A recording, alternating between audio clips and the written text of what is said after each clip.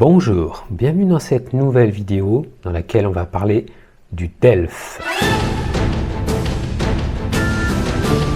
Peut-être le savez-vous, pour obtenir les papiers de naturalisation en France, il est nécessaire d'avoir le niveau B1 en français. Et probablement en 2026, on passera au niveau B2 pour la naturalisation. Et le niveau B1 sera exigé pour la carte de résident. Donc la question se pose. Devez-vous vous préparer pour le DELF B1? Je dis oui.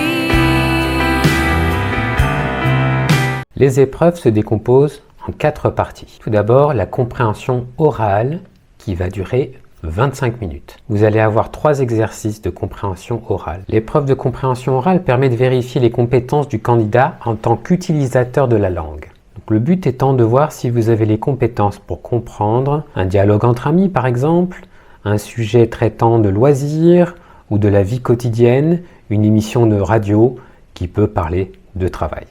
Les questions sont sous la forme de QCM, questions à choix multiples. Une note en dessous de 5 points est éliminatoire. Il ne faut pas avoir de note en dessous de 5. Et 25 est la note maximum. Pour les écoutes, vous avez à chaque fois, pour chaque exercice, droit d'écouter 2 fois le document. Parlons maintenant de la production orale, qui dure environ 15 minutes avec une préparation de 10 minutes. Elle se déroule en 3 parties. L'entretien dirigé, tout d'abord. L'entretien dirigé consiste simplement à parler de vous, à vous présenter et à être capable de vous exprimer sur vous-même, sur vos goûts, sur ce que vous faites de manière claire pendant quelques minutes. Ensuite vient l'exercice en interaction qui se déroule sans préparation. Vous avez une situation dans laquelle vous êtes un protagoniste qui doit dialoguer avec quelqu'un. Dans la plupart des situations, il faut être capable de poser des questions, de convaincre quelqu'un, de donner ses idées. Petit conseil pour l'exercice en interaction, lisez bien le sujet que vous allez recevoir pour ne pas faire d'erreur et surtout pour comprendre ce qu'on attend de vous. Poser des questions, convaincre quelqu'un, demander un service par exemple, et c'est aussi important de comprendre qui est l'autre pour savoir si vous allez vous adresser à lui de manière formelle ou de manière familière. Lisez bien les sujets, choisissez bien le sujet qui vous correspond et surtout essayez de bien comprendre la situation et votre rôle. Vous pouvez demander à l'examinateur de reformuler le sujet. D'accord ? Ce n'est pas interdit de demander une petite explication rapide à l'examinateur si vous n'êtes pas sûr d'avoir compris. Mais le plus important, c'est d'avoir compris. Car une fois que l'exercice est commencé, il est trop tard pour faire marche arrière. Il faut jouer son rôle et surtout, il faut faire ce qu'on attend de vous. Passons à l'expression d'un point de vue. Vous allez avoir un texte déclencheur. Ce texte déclencheur vous présente surtout le sujet que vous allez développer.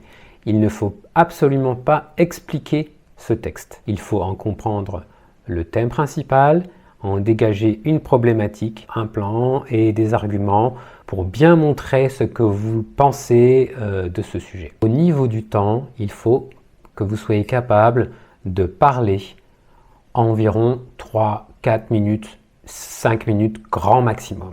Il faut aussi être capable de répondre aux questions des examinateurs. Ce sont des sujets de société, de loisirs, ou qui parlent de travail. Donc je vous conseille de parler des choses que vous connaissez ou sur lesquelles vous avez des idées. Par exemple, si vous êtes sportif, privilégiez un texte qui parle de sport. Mais cela n'est pas tout. Il faut aussi avoir des idées, c'est-à-dire qu'il faut pouvoir parler au moins 3 minutes. Vous allez avoir un temps de préparation. Il faut exploiter ce temps de préparation au mieux. Mais en même temps, vous n'avez que 10 minutes de préparation. Que faire pendant ces 10 minutes de préparation? Vous allez avoir une feuille pour écrire et rien d'autre. Pendant ce temps de préparation, il est important de comprendre ce qu'on attend de vous. N'expliquez pas le texte. Ce n'est pas ça qui est intéressant. Nous voulons savoir ce que vous pensez de ce sujet. N'oubliez pas. C'est ça qui est le plus important. Voilà, c'est la fin de cette première vidéo sur le DELF B1.